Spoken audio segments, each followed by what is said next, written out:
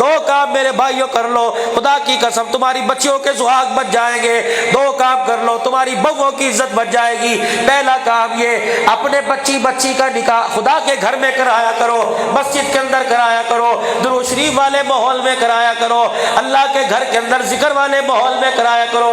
دوسرا میرا بھائی، میں منع نہیں کرتا، تیری بچی ہے، مال تیرا ہے، اپنی بچی کو 10 لاکھ روپے کا جہیز دے، تیری مرضی، لیکن بچی کو شادی حال سے رخصت نہ کیا کر، گھر کی چوکھٹ سے رخصت کیا کر۔ خدا پاک کی قسم ہے، شادی حال سے جائے گی، جتنے بے نمازی دیکھیں گے، جتنے غیر محرم دیکھیں گے، یہ ان کی لعنت اس کی گود میں آئے گی۔ اس کی گود میں آنے والا خدا کا ولی نہیں بنے گا، کتا بلا بن کا گود کے اندر آئے گا۔ دو کام کر لو خدا کے واسطے،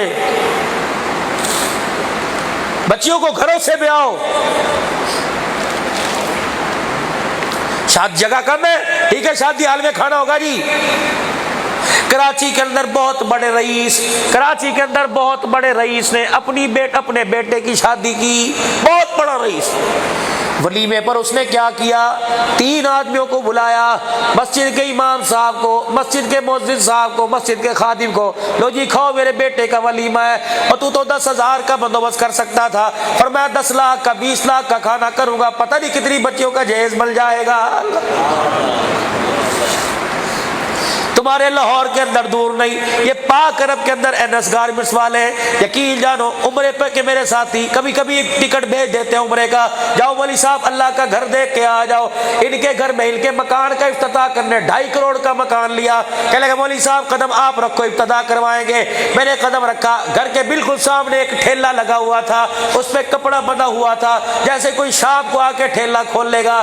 میری طرف متوجہ ہوئے، کہنے لگا مولوی صاحب وہ دیکھتے ہو؟ میں نے کہا ہاں، یہ کیا ہے؟ فرمایا 8 دن پہلے اس آدمی کا انتقال ہو گیا، بہت بڑا ملانر تھا، بہت بڑا کاروباری آدمی تھا۔ میں نے کہا اچھا جی، کہنے لگے پتہ ہے جب لکھ پتی ککھ پتی ہو گیا، بچی کا رشتہ آیا، بچی کی شادی میں تھوڑے دن رہ گئے تھے، پھندا لٹکایا، پنکھے کے ساتھ خودکشی کری، جان دے دی۔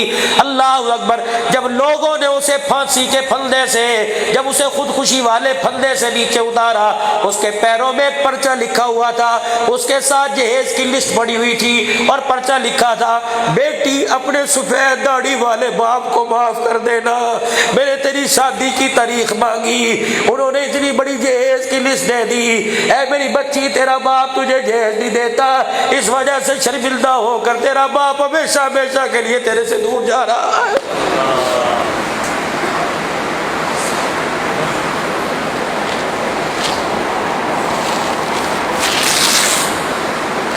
اگر بچی کو اپنی جہیز دو، خدا کے واسطے دکھاؤ مت۔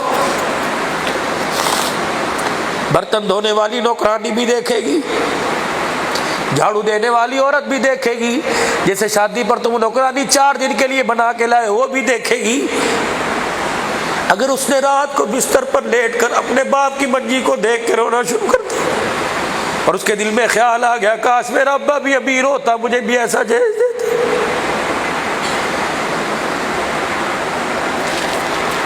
فرمایا ایسا نہ ہو کہ تیری بچی کے جسم سے اللہ لال جوڑا اتار لے، ایسا نہ ہو پروردگار عالم لال جوڑا اتار کر سفید کفن پہنا کے قبر میں نہ پہنچا دے۔